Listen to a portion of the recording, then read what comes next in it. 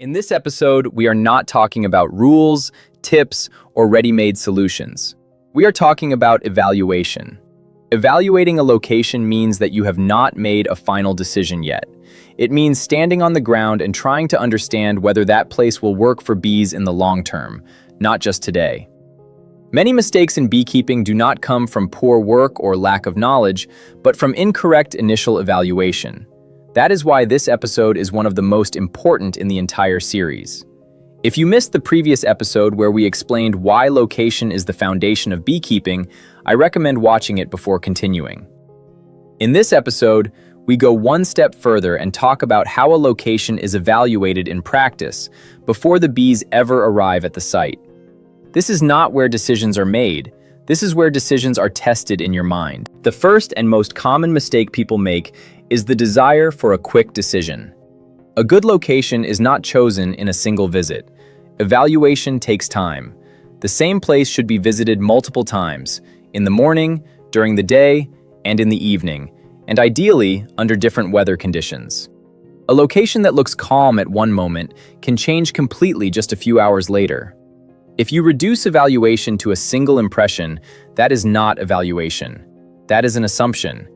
It is important to understand that an apiary does not function in one moment of the day. It functions continuously. If you do not see the location at different times of the day, you do not see the full system in which the bees will live and work. Evaluation means patience and observation, not a fast conclusion. One of the most reliable indicators of a location's quality is what is already happening around it.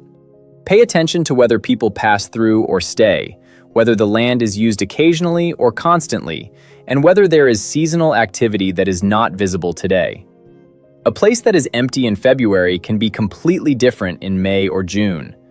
Evaluation means thinking ahead, not only about the present moment. The surroundings often tell you more than the ground itself. If you see signs of movement, work, land use, or human presence, that is a signal that the space changes during the year. Bees do not like surprises. Evaluation is an attempt to reduce those surprises to a minimum. Every site has its own natural flows. These are flows you do not notice immediately, but you feel over time.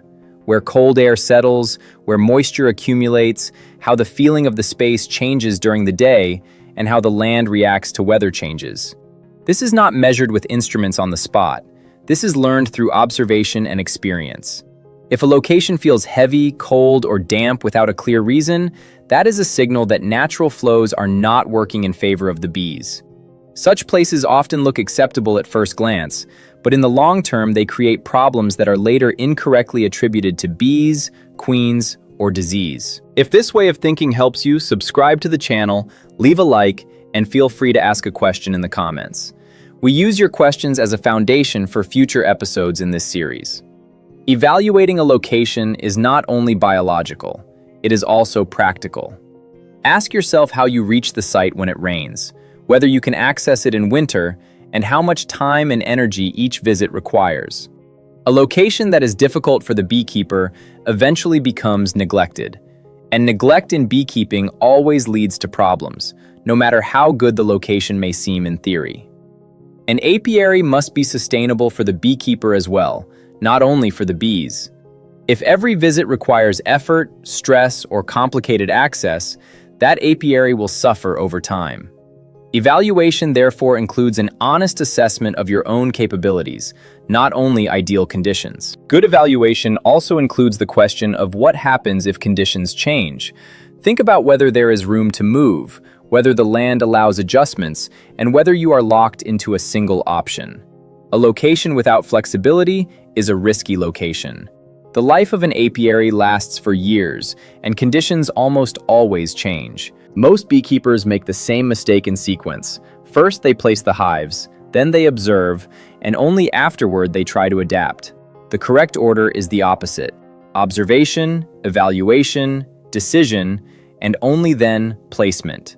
Those who skip evaluation learn through mistakes that could have been avoided. Evaluating a location is not an extra step. It is a filter that prevents wrong decisions. Good evaluation does not guarantee perfection, but it significantly reduces risk. It does not solve every problem, but it prevents problems from being created at the very beginning. That is exactly why location evaluation is the foundation of everything that comes later in beekeeping. When evaluation is done correctly, all other decisions become easier, clearer, and more meaningful. In the next episode, we move on to concrete technical decisions in the field. We will talk about hive orientation, layout, and a practical placement plan. You can see the title of the next episode on the screen.